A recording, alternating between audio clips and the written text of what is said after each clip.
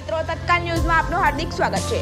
ભારતીય સેનાનો સચોટ હુમલો, 25 મિનિટમાં બદલો લીધો। કસાબ હેડલીનું તાલીમ કેન્દ્ર તબાહ, kernel Sofia, wing commander Vyomika અને વિદેશ સચિવનું નિવેદન।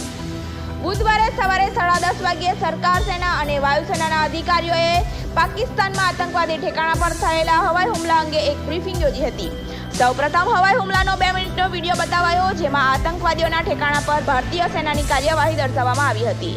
મંગળવારે રાત્રે 1:04 વાગ્યાથી 1:11 વાગ્યાની વચ્ચે 7 મિનિટમાં 9 લક્ષ્યોનો નાશ કરવામાં આવ્યો હોવાના અહેવાલ છે।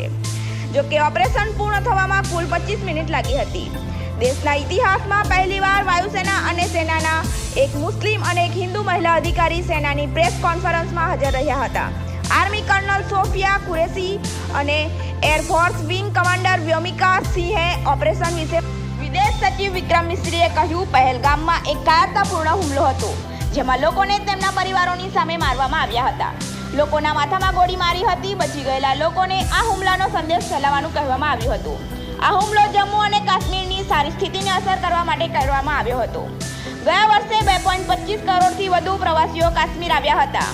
આ હુમલાનો ઉદ્દેશ કાશ્મીરના વિકાસ અને પ્રગતિને નુકસાન પહોંચાડી અને પાછળ રાખવાનો હતો। હુમલાની આ પદ્ધતિ જમ્મુ અને કાશ્મીર અને સમગ્ર દેશમાં ફેલાયેલા કોમી રમખાણોથી પ્રેરિત હતી। TRF નામના એક જૂથે આ હુમલાની જવાબદારી સ્વીકારી છે। એના પર UN દ્વારા પ્રતિબંધ મૂકવામાં આવ્યો છે અને તે લશ્કર સાથે જોડાયેલું છે। પાકિસ્તાન સ્થિત જૂથો માટે TRFનો ઉપયોગ કવર તરીકે થયો હતો। લશ્કરી જેવા સંગઠનોનો TRF જેવા સંગઠનોનો ઉપયોગ કરી રહ્યા છે। પહેલગામ હુમલાની તપાસમાં આતંકવાદીઓના પાકિસ્તાન સાથેના સંબંધોનો ખુલાસો થયો છે।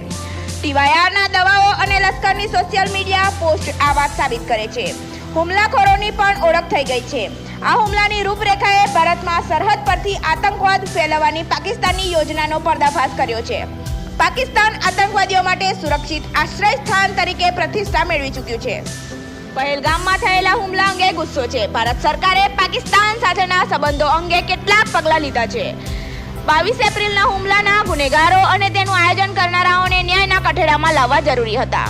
તેઓએ ઇનકાર અને આરોપોમાં વ્યસ્ત રહ્યા છે। અમને પાકિસ્તાનમાં આતંકવાદી ઠેકાણા વિશે માહિતી મળી હતી કે તેઓ વધુ હુમલા કરી શકે છે। તેમને રોકવા જરૂરી હતા। અમે તેમને રોકવાના અમારા અધિકારોનો ઉપયોગ કર્યો છે। આ ક્રિયા જવાબદારીપૂર્ણ છે। આતંકવાદના માળખાને નાબૂદ કરવા અને આતંકવાદીઓને અસમર્થ બનાવવા પર ધ્યાન કેન્દ્રિત કરે છે। UN એ આતંકવાદના આ નિંદનીય કૃત્યના ગુનેગારોને જવાબદાર ઠેરવાની જરૂરિયાત પણ વ્યક્ત કરી।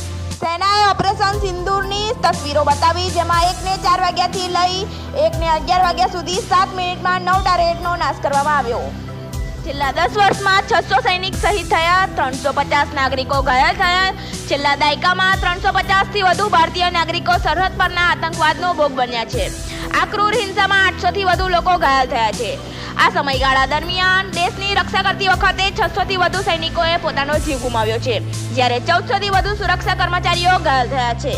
આવા તત્કાલ ન્યૂઝને સાંભળવા અને જોવા માટે અમારી ચેનલને સબસ્ક્રાઇબ તથા લાઇક કરો। ધન્યવાદ।